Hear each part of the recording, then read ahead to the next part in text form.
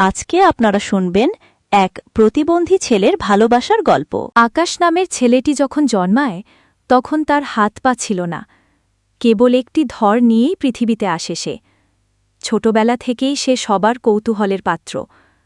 পথ চলতে মানুষ তাকে নিয়ে হাসাহাসি করত, তার দিকে তাকিয়ে ফিসফিস করে কথা বলত। আকাশ তার জীবনের প্রতিটি মুহূর্তে নিজের সীমাবদ্ধতাগুলোর মুখোমুখি হতো, তবে সে হার মানতে শেখেনি। অদম্য ইচ্ছাশক্তির জোরে সে নিজেকে এমনভাবে গড়ে তোলে যে তার শারীরিক সীমাবদ্ধতাগুলো তার পরিচয় হয়ে থাকতে পারেনি, বরং এগুলোকে সে তার জীবনের সবচেয়ে বড় শক্তি হিসেবে গ্রহণ করে। নিজের কষ্টগুলোকে সে হাজার হাজার মানুষের অনুপ্রেরণার গল্পে পরিণত করে। খুব কম বয়সেই আকাশ একজন জনপ্রিয় বক্তা হিসেবে সবার কাছে পরিচিতি লাভ করে। একদিন আকাশের একটি সেমিনারে আসে নীলা নামের এক তরুণী। নীলা ছিল খুবই শান্ত, মার্জিত এবং আত্মবিশ্বাসী। যখন সে আকাশের কথা শুনছিল তার চোখ দিয়ে পানি ঝরছিল। তার মনে হচ্ছিল আকাশ যেন তার ভেতরের সব না বলা কথাগুলো বলে দিচ্ছে। সে অবাক হয়ে দেখল একজন মানুষ যার শরীর এত অসম্পূর্ণ, সে কিভাবে জীবনের এত কঠিন বাস্তবতাকে এত সহজভাবে গ্রহণ করেছে। সেমিনারের পর নীলা আকাশের সাথে কথা বলার জন্য অপেক্ষা করে। তাদের মধ্যে যখন কথা শুরু হয় তখন নীলা আবিষ্কার করে আকাশের ভেতরের মানুষটা কতটা অসাধারণ। তার সরলতা, জ্ঞানের গভীরতা আর জীবনের প্রতি ইতিবাচক দৃষ্টিভঙ্গি নীলাকে মুগ্ধ করে। তারপর নীলা আকাশের সাথে বন্ধুত্ব গড়ে তোলে। তারা নিয়মিত কথা বলত এবং তাদের মধ্যে একটি গভীর বোঝাপড়া তৈরি হয়। আকাশ নীলাকে জীবনের প্রতি নতুন এক দৃষ্টিভঙ্গি দেয়। নীলাও আকাশের জীবনের কঠিন পরিস্থিতিতে মনোবল বজায় রাখার প্রেরণা পায়। তাদের এই বন্ধুত্ব অনেক বড় পরিবর্তন আনে। তাদের দুজনের মধ্যে ধীরে ধীরে এক গভীর সম্পর্ক গড়ে ওঠে। তারা একে অপরের সঙ্গ উপভোগ করতে থাকে, যা ছিল তাদের জীবনের সবচেয়ে সুন্দর মুহূর্ত। আকাশ আর নীলার সম্পর্ক ধীরে ধীরে গভীর হতে থাকে। তারা একে অপরের কাছে আসে, তাদের ভালোবাসা আর বিশ্বাস আরও দৃঢ় হয়।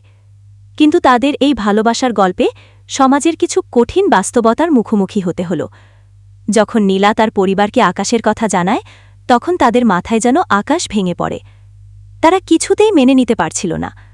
নীলা, তুমি এত সুন্দরী, শিক্ষিত, তোমার সামনে উজ্জ্বল ভবিষ্যৎ, কেন তুমি এমন একজনকে বিয়ে করবে যার হাত পা নেই? লোকে কি বলবে? এমন হাজারো প্রশ্ন আর কথা শুনতে হল নীলাকে। নীলার বাবা মা আকাশের সঙ্গে দেখা করে। তারা দেখতে পান ছেলেটি দেখতে সুন্দর, তার কথা বলার ভঙ্গিও চমৎকার। কিন্তু তাদের মনে একটাই চিন্তা, একটা ছেলে যার হাত পা নেই, সে কিভাবে আমাদের মেয়ের দেখাশোনা করবে? ভবিষ্যৎটা তো অন্ধকারে ভরে যাবে।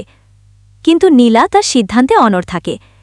সে তার বাবা মাকে বোঝানোর চেষ্টা করে ভালোবাসাটা শরীরের নয়, মনের। আকাশকে আমি তার শারীরিক সীমাবদ্ধতার জন্য ভালোবেসেছি তা নয়, আমি তার ভেতরের মানুষটাকে ভালোবেসি। তার মনটা এত বড়, তার স্বপ্নগুলো এত বিশাল যে তার শারীরিক অক্ষমতা তার কাছে কোনো বাধাই নয়। এদিকে আকাশের মনের মধ্যেও এক ধরনের দ্বন্দ্ব চলতে থাকে। সে ভাবে, আমি কি নীলাকে সুখে রাখতে পারব? সমাজে লোকে যখন নীলার দিকে আঙুল তুলবে তখন কি নীলা আমাকে ছেড়ে চলে যাবে? আমার কি নীলাকে আঁকড়ে ধরা ঠিক হচ্ছে?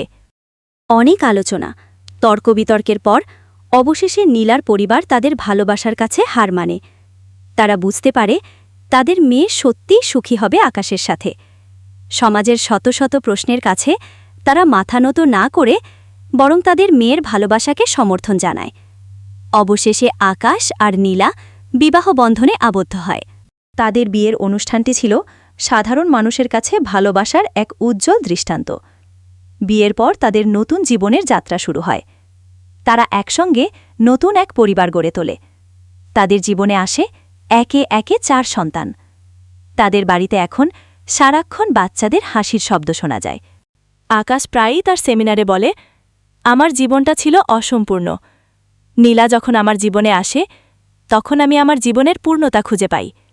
নীলা আকাশের জীবনের সবচেয়ে বড় অনুপ্রেরণা। তার সাহস, তার ভালোবাসার শক্তিতে আকাশ আরও সফল। তাদের ভালোবাসা প্রমাণ করে যে সত্যিকারের ভালোবাসার কাছে শারীরিক সীমাবদ্ধতা বা সমাজের কোনো বাধাই বাধা হয়ে দাঁড়াতে পারে না। তাদের গল্পটি আমাদের মনে করিয়ে দেয় ভালোবাসার কোনো রূপ রং বা নির্দিষ্ট কোনো আকৃতি নেই। ভালোবাসা শুধুমাত্র বিশ্বাস, শ্রদ্ধা আর ভালোবাসার উপর টিকে থাকে। আমরা ভালোবাসার নামে শুধু খুঁজি মেয়েটা অনেক সুন্দর হতে হবে, ছেলেটা অনেক স্মার্ট হতে হবে। আসলে সত্যিকারের ভালোবাসা আকাশ আর নীলার মতোই হয়। আপনাদের জীবনের বাস্তব গল্প আমাদের জানাবেন। ধন্যবাদ।